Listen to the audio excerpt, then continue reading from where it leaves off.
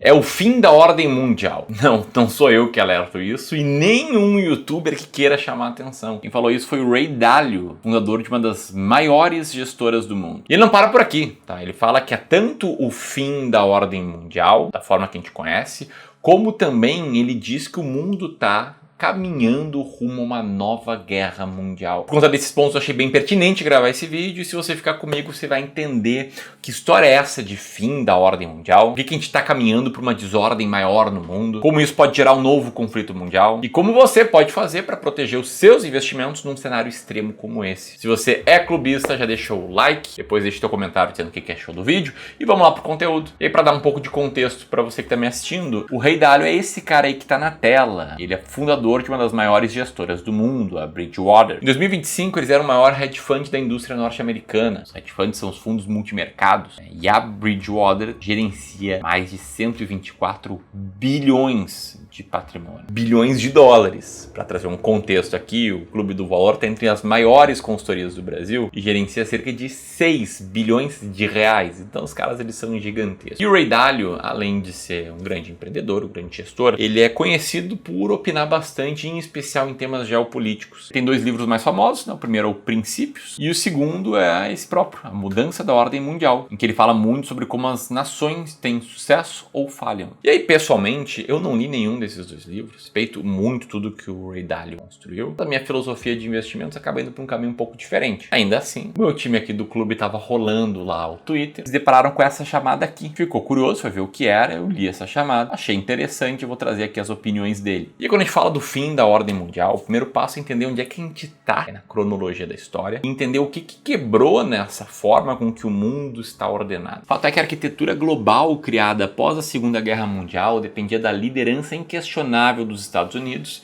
e de instituições como a ONU para manter o mundo em paz. Só que esse equilíbrio mudou e não é apenas o Ray Dalio que fala isso, tem vários líderes globais que concordam com ele. O chanceler da Alemanha, Friedrich Merz, foi categórico ao dizer que a ordem mundial que a gente conheceu por décadas simplesmente não existe mais. O presidente francês, Emmanuel Macron, também afirmou que as estruturas de segurança da Europa se foram e o continente deve se preparar para a guerra. Até o secretário dos Estados Unidos, o Marco Rubio, declarou que o velho mundo acabou e a gente está numa nova era geopolítica. E a grande pergunta aqui é por quê? Analisando as visões e lendo o texto do Ray Dalio, fica claro que isso acontece porque a gente voltou ao que ele chama de estágio 6 do grande ciclo mundial. Basicamente é quando as relações internacionais voltam a operar pelo poder bruto. Para ver isso a gente nem precisa ir muito longe. Desde as ameaças até militares de Trump à Groenlândia, que pertence a um país da OTAN, que os Estados Unidos é o principal aliado, até invasões mundialmente conhecidas,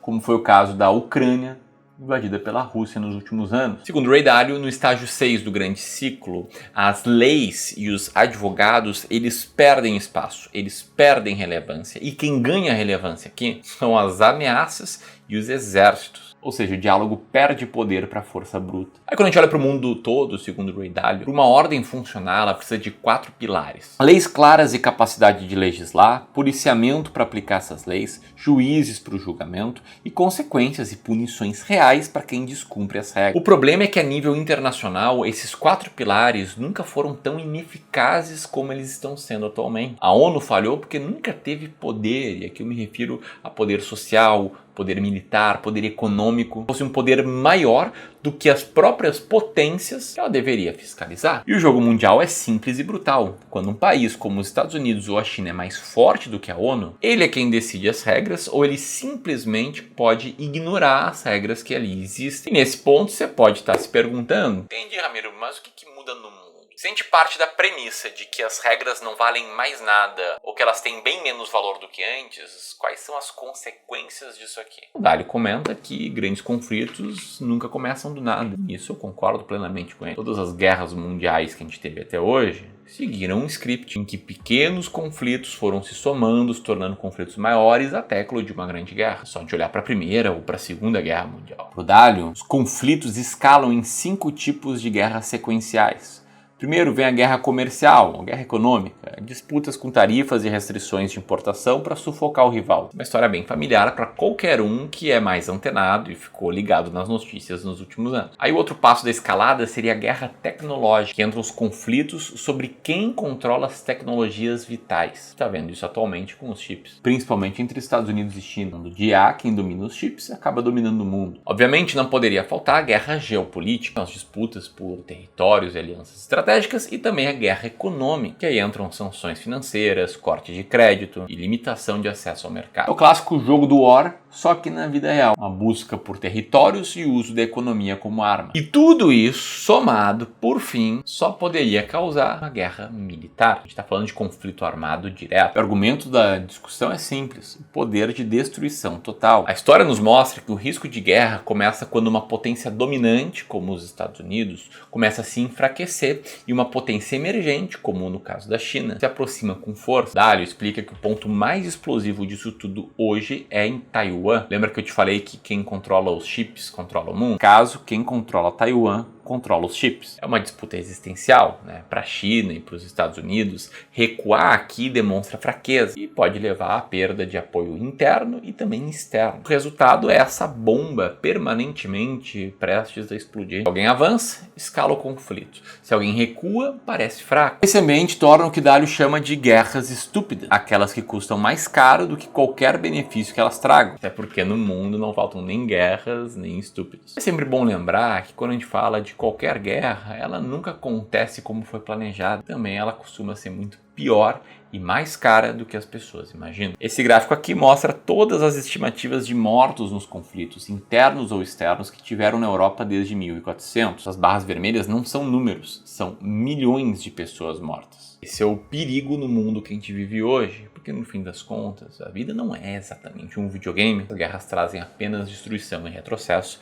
Nesse é um outro ponto que eu concordo 100% com o Rei Dálio. Aliás, até aqui a gente tem muitos pontos em comum. Mas vamos lá, vamos traduzir isso aqui para um canal de finanças, né? Nisso você pode estar pensando: beleza, Ramiro, obrigado, entendi, o Rei Dálio está preocupado, é o fim da ordem mundial, a gente pode estar vendo uma nova guerra. Mas aí, o que eu faço agora? Eu não posso me mudar para uma caverna nem para um bunker. Mas sei lá, eu posso vender minhas ações e comprar ouro. Devo fazer isso? Nesse momento aqui, eu preciso pedir calma. E é aqui que os fãs do Clube do Valor já sabem exatamente o que eu vou falar. Eu vou te falar aqui que eu concordo com essa leitura do Dálio, com os riscos que existem, com o fato de que a vida não é um videogame. Mas esse tipo de conteúdo aqui, ele é excelente para você ter mais conhecimento sobre o que está acontecendo no mundo, mais cultura geral, e péssimo para guiar suas decisões de investimento. Inclusive, antes de eu falar aqui sobre como é que eu penso que você deveria agir para se defender, com base nos métodos que a gente segue há mais de 10 anos no Clube do Valor, gerenciando aí praticamente 6 bilhões de reais, eu quero te mostrar esse gráfico que representa o retorno das bolsas dos Estados Unidos, Reino Unido, Alemanha e Japão durante a Segunda Guerra. A potência vencedora, os Estados Unidos, e um rally até aquele momento inédito. Porém, foi o único dos 4 países que não teve a sua terra tocada pela guerra. Todos os outros viram suas economias derreterem. Inclusive a Alemanha e o Japão ficaram anos com a bolsa de valores fechada para qualquer tipo de negociação. Por que eu trago isso?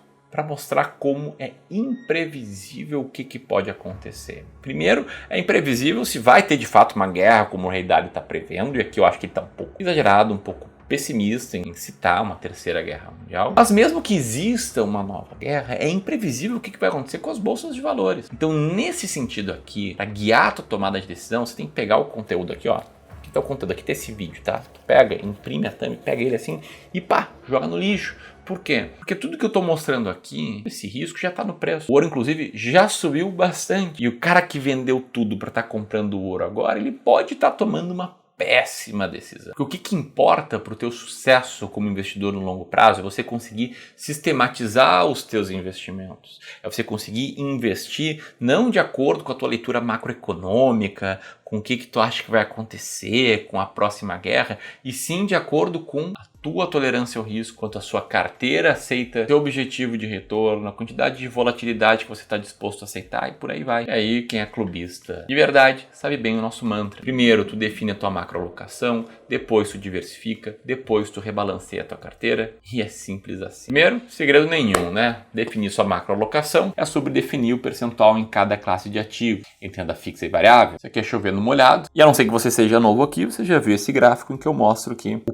Pareto das decisões de investimentos é definir sua macroalocação. Depois disso, é importante você garantir que essa macroalocação vai estar bem diversificada e que você vai estar diversificando tanto em classes de ativos quanto em ativos dentro de cada classe. Para isso aqui eu peguei uma aulinha da BlackRock, a maior gestora do mundo, que diz por que isso é importante. E a brincadeira é que tempo no mercado, ou seja, time in the market, é muito mais importante do que market timing, do que tu tentar acertar o momento exato de comprar ações, o momento exato de comprar ouro, a mudança na carteira por causa do fim da nova ordem mundial. Daqui a pouco vai ter uma outra mudança pelo começo da ordem nova mundial e por aí vai. A gente vê isso aqui, essas imagens, que mostram que quanto maior o tempo de investimento, menor a probabilidade de você ter retorno negativo. Então não adianta nada ficar lá que nem uma pedra, sempre com os mesmos ativos, sem diversificar, porque a diversificação é o único almoço grátis do mercado. Ela vai diminuir os riscos da tua carteira, vai melhorar o potencial de retorno e vai te aproximar das metas que tu já tem. Quanto mais diversificado o portfólio, mais provável é o seu crescimento de longo prazo. Então beleza, definiu tua macroalocação, definiu como diversificar entre diferentes classes de ativos e dentro de cada classe de ativo. Agora só falta você fazer o rebalanceamento. Como eu mostrei nesse vídeo aqui da carteira do canal, que aliás, se você quiser assistir é só apertar aqui, é um vídeo bem prático. Rebalancear é quando você ajusta a sua carteira comprando ativos que estão com peso inferior ao alvo e eventualmente vendendo ativos com peso superior ao alvo. Na carteira do canal tinha espaço ali para eu crescer a alocação em renda fixa pós-fixada, em renda fixa inflação, em ações norte-americanas, que foram as classes que subiram menos. Eu fui lá e comprei essas classes. Simples assim. E é assim que o investidor consegue, mesmo em todo esse cenário, mesmo lendo cartas pessimistas, eventualmente catastrofizadoras, catastróficas, como a do Ray Dalio, ele consegue dormir tranquilo, sabendo que a sua carteira está bem montada. Então, para concluir, sim, pode ser o fim da ordem mundial como a gente conhece. Existem indicativos para isso. Pode até mesmo ser algo pior, mais pessimista, o início de uma nova guerra mundial, mas isso não pode ser um gatilho para você mudar a forma como você investe. E eu te pergunto, o que você acha que vai acontecer no mundo? Se você gosta do trabalho do Ray Dalio, comenta aqui. E se você quiser a nossa ajuda para seguir os 3 passos que eu comentei, montar macroalocação, diversificar e fazer o rebalanceamento, o primeiro passo para você entender como a gente pode te ajudar a investir melhor é fazer uma sessão de análise de carteira, que é gratuita. Tá? Nesse momento a gente está cobrando uma pequena taxa para você confirmar o horário na nossa agenda, mas quando você confirma o horário aparece, te devolve essa taxa e você pode agendar nesse momento apertando nesse botão aqui. Era isso, um grande abraço e até mais.